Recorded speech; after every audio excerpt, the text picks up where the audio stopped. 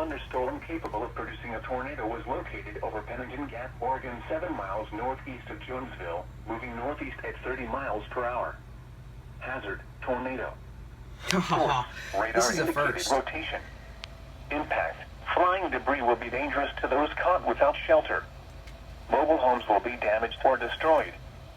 Damage to roofs, windows, and vehicles will occur. Tree damage is likely. Cannot believe This this. tornadic thunderstorm will remain over mainly rural areas of northeastern Lee County, including the following locations: Jasper and Dryden. Take cover now.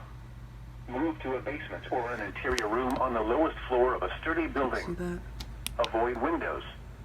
If you are outdoors, in a mobile home, or in a vehicle, move to the closest substantial shelter and protect yourself from flying debris.